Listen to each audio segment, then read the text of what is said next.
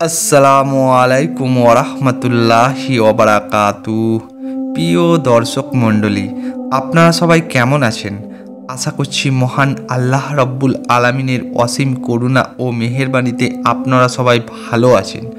তো বন্ধুরা, আজকে আমি আপনাদেরকে বলবো যে যদি কোনো নারী এই 5টি স্বপ্ন দেখে বা এই 5টির একটি স্বপ্নও দেখে থাকে, তাহলে আপনারা বুঝবেন যে সেই নারী খুবই নেককার বা সেই নারী আল্লাহর খুবই নৈকট্য লাভ করতে চলেছে।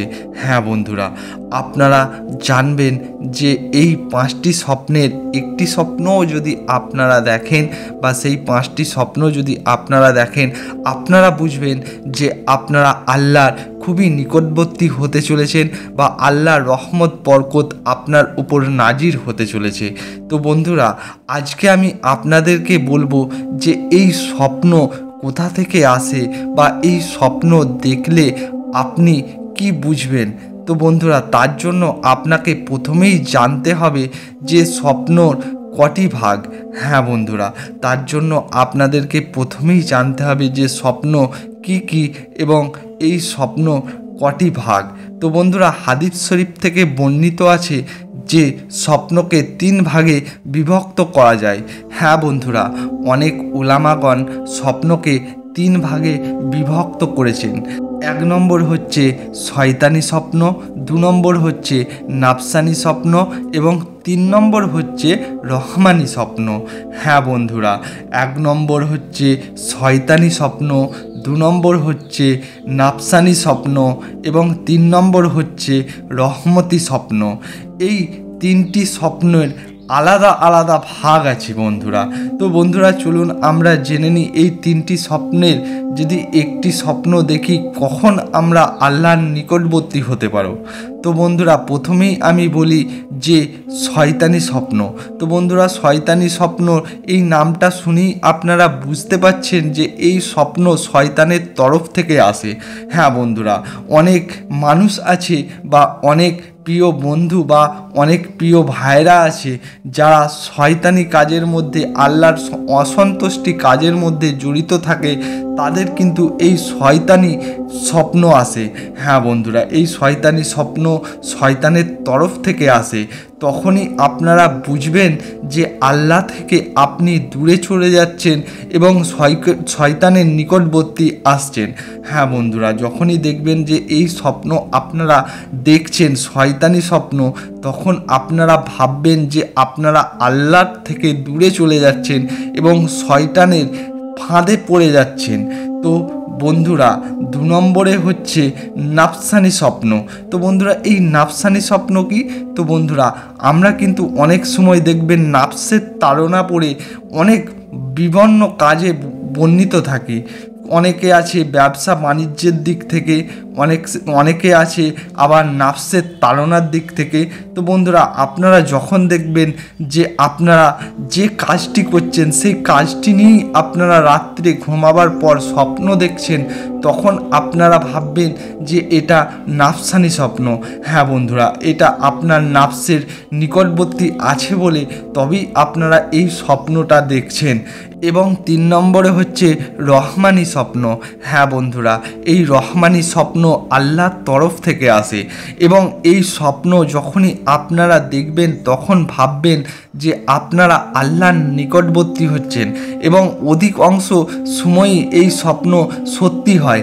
হ্যাঁ বন্ধুরা, এই রহমানি স্বপ্ন আল্লাহর তরফ থেকে আসে এবং এই স্বপ্ন আপনারা যখনই দেখবেন তখনই আপনারা ভাববেন যে এই স্বপ্ন দেখার জন্য বা এই স্বপ্ন আপনার জীবনে বাস্তবায়িত হচ্ছে। তো বন্ধুরা, রহমানি স্বপ্ন কোনগুলো?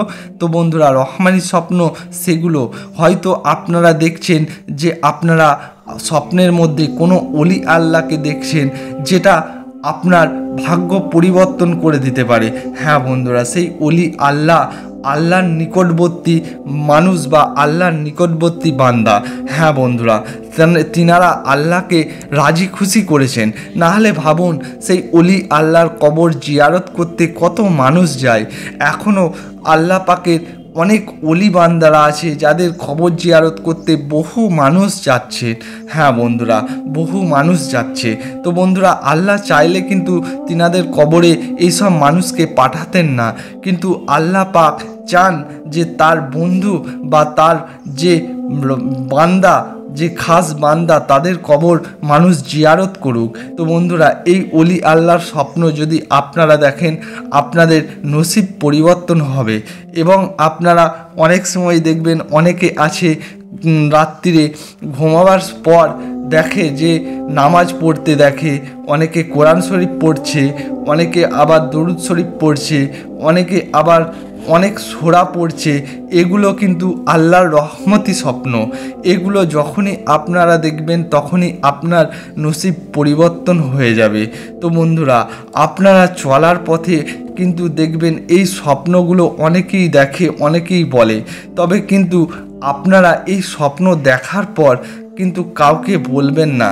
তো বিশেষ করে ফজরের ওয়াক্তের আগে যদি এই স্বপ্নগুলো যদি আপনারা দেখেন, তাহলে আপনারা ভাববেন যে আপনারা আল্লাহর নিকটবর্তী হচ্ছেন।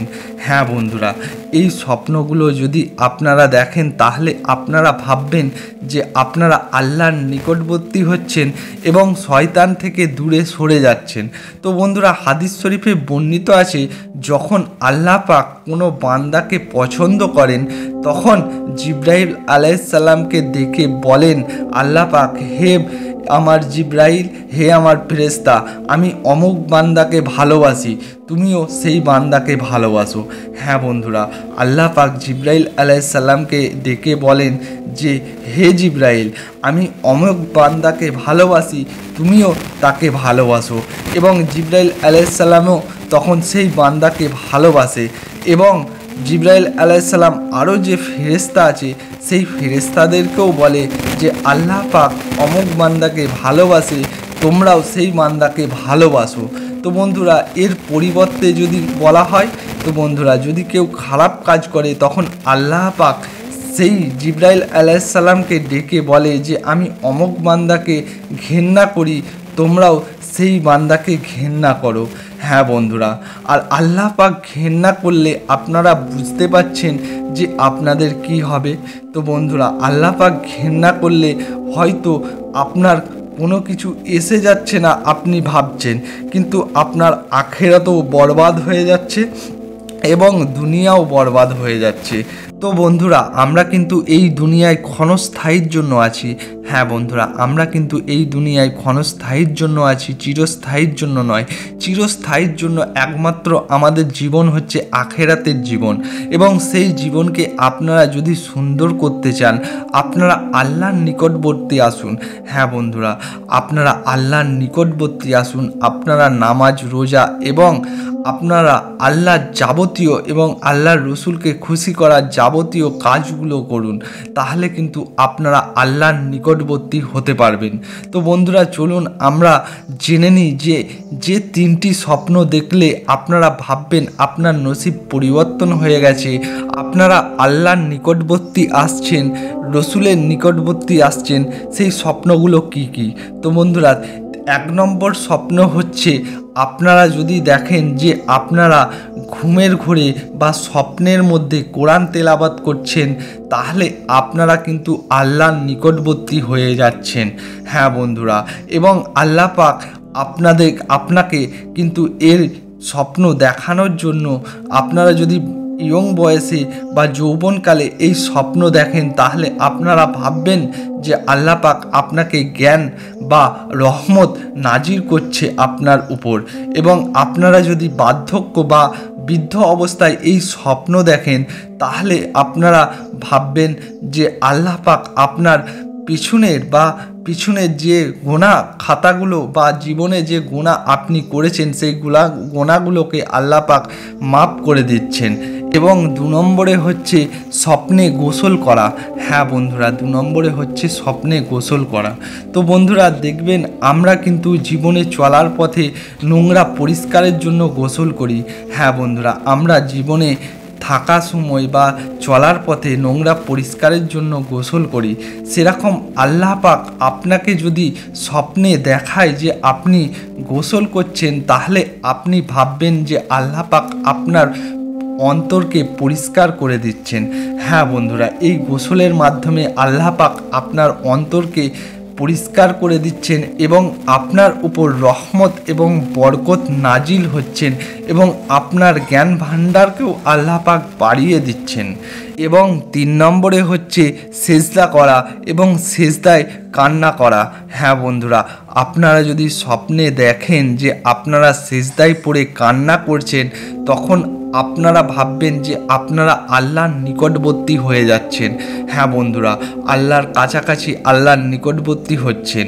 তো বন্ধুরা, সেজদায় কান্না করলে আপনারা ভাববেন যে আল্লাহ আপনার নসিবকে পরিবর্তন করে দিচ্ছেন এবং আল্লাহ পাকের দিকে আপনাকে আরও অগ্রসারিত হয়ে আল্লাহ পাক ডাকছেন।